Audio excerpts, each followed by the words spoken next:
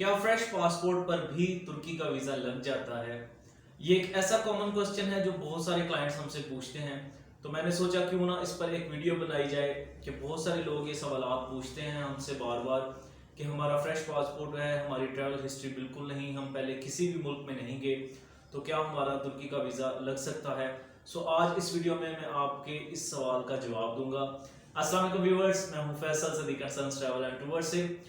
और अगर आप जाना चाहते हैं तुर्की और आपके पास है फ्रेश पासपोर्ट, तो आपके लिए खुशखबरी ये है कि परेशान होने की ज़रूरत नहीं।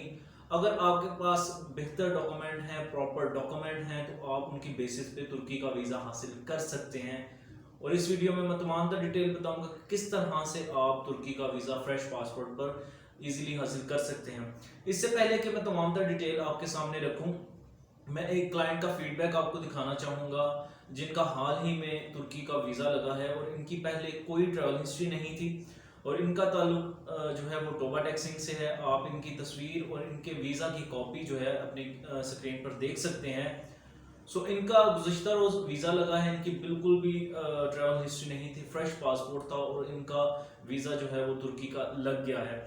अगर आपके पास भी फ्रेश पासपोर्ट है और आप तुर्की जाने के ख्वाहिशमंद हैं, लेकिन आप इस बात से डरे हुए हैं कि क्या मेरा वीज़ा लगेगा या नहीं लगेगा, लेकिन मैं आपको खुशखबरी देना चाहूँगा कि आपका वीज़ा लग सकता है अगर आपके पास प्रॉपर डॉक्यूमेंटेशन है।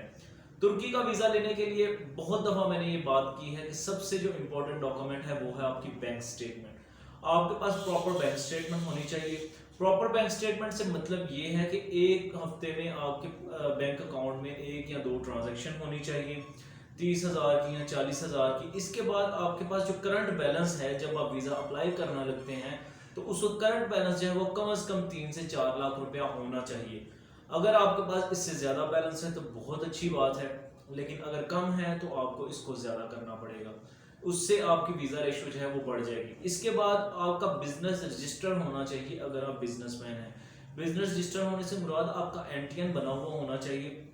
और अगर आपका एनटीएन भी बना है तो उसके बाद आपको फाइलर होना पड़ेगा। फाइलर होने से क्या है कि अगर आप फाइलर हो जाते हैं तो उसके बाद आप 1 लाख की भी ट्रांजैक्शन करते हैं तो आपको बिल्कुल भी टैक्स नहीं पड़ेगा। आपने देखा होगा कि जब भी आप बैंक अकाउंट में विड्रॉ करवाते हैं 1 लाख रुपए, तो आपको 600 रुपये टैक्स पड़ता है। इसका मतलब है आप फाइलर नहीं है। सो ज़रूरी है कि आप पहले फाइलर बने। फाइलर बनने के बाद आप 2 साल की टैक्स रिटर्न भी जमा करवाएं। बेसिक रिक्वायरमेंट है कि अगर आप बिजनेसमैन हैं, अच्छा अर्न कर रहे हैं, अच्छी इनकम है आपकी, तो आपके पास टैक्स रिटर्न होना लाजमी है। सो इसके लिए टैक्स रिटर्न भी ज़रूरी है। दूसरे डॉक्यूमेंट जो है वो बहुत ही ईजी है। पोलियो का सर्टिफिकेट है, वो आपको किसी भी गवर्नमेंट हॉस्पिटल से मिल जाएगा। इसके अलावा 2 तस्वीर चाहिए 2 बाई 2 इंच की। बाज़ लोग पासपोर्ट साइज हमारे पास ले आते हैं, लेकिन ये इस बात का ध्यान रखें कि तुर्की के लिए जो तस्वीर हैं वो 2 इंच की चाहिए। इसके अलावा अगर आपके पास एफआरसी है, जिसे हम फैमिली रजिस्ट्रेशन सर्टिफिकेट कहते हैं, वो आपको नादरा से मिलेगा। उसकी फीस जो है वो तकरीबन 1,000 या 1,100 रुपये है। वो आपको चंद मिनटों में वो निकाल कर दे देते हैं।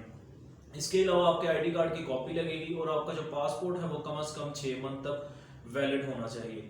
अगर आपके पास चैम्बर का सर्टिफिकेट है तो वो आपका एक एडिशनल पॉइंट होगा। उसकी बेसिस पे आपकी वीज़ा रेशो और ज़्यादा बढ़ जाएगी अगर आपके पास चैम्बर का सर्टिफिकेट है। तो इसके अलावा आप चैम्बर का रिकमेंडेशन लेटर भी लगा सकते हैं, लेकिन वो अमूमन जो लोग बिजनेस वीज़ा पर जाना चाहते हैं वो उनके लिए ज़रूरी है। लेकिन अगर आपके पास चैम्बर का सर्टिफिकेट है तो वो भी आप लगा सकते हैं। इसके अलावा अगर आपके पास प्रॉपर्टी के डॉक्यूमेंट हैं तो आप प्रॉपर्टी के डॉक्यूमेंट्स भी लगा सकते हैं अपने वीज़ा एप्लीकेशन के साथ। अगर आपके नाम पे कोई गाड़ी रजिस्टर है तो आप उसके सर्टिफिकेट्स भी जो है लगा सकते हैं एज ए सपोर्टिंग डॉक्यूमेंट। अगर आप ये तमाम तर काम कर लेते हैं तो आपकी बहुत चांसेस हैं कि आपका वीज़ा जो है वो लग जाए। इसके बाद अगले दिन वेरिफिकेशन कॉल आती है, वो आपको आंसर देना होगा। जो भी वो हजरात आपसे पूछेंगे, जो जो क्वेश्चंस आपसे पूछेंगे उसका आप प्रॉपर आंसर दें, तो आपका तुर्की का वीज़ा जो है वो फ्रेश पासपोर्ट पर भी लग सकता है। ऐसा मुमकिन है, क्योंकि बहुत सारे लोग ये सोचते हैं कि तुर्की का वीज़ा फ्रेश पासपोर्ट पर कतई नहीं लगता। ऐसी बात गलत है। तुर्की का वीज़ा फ्रेश पासपोर्ट पर भी लगना मुमकिन है। तुर्की का वीज़ा हासिल करने के लिए किसी भी इंफॉर्मेशन के लिए आप हमें कॉन्टैक्ट कर सकते हैं। स्क्रीन पर दिया गया नंबर वो मेरा ही नंबर है। आप मुझे ऑफिस टाइम पर कॉन्टैक्ट करें या मुझे व्हाट्सएप पे नंबर अपना वॉइस मैसेज छोड़ दें। जब हम फ्री होंगे तो आपको रिस्पॉन्स ज़रूर देंगे।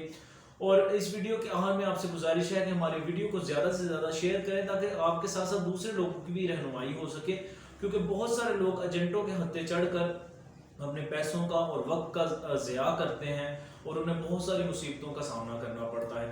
سو ہم ہمیشہ آپ کو پراپر انفارمیشن پرووائڈ کریں گے۔ اور ایک بات اور میں آپ کو بتاتا چلوں، بعض اوقات کلائنٹ ہمیں فون کرتے ہیں کیا آپ کے پاس لائسنس ہے، تو میں آپ کو بتاتا چلوں کہ ہمارے پاس ٹریول اینڈ ٹور کا لائسنس ہے، Siddique and sons travel and tours کا، اور اس کے علاوہ ہمارا NTN بھی بنا ہوا ہے Siddique and sons travel and tours کا۔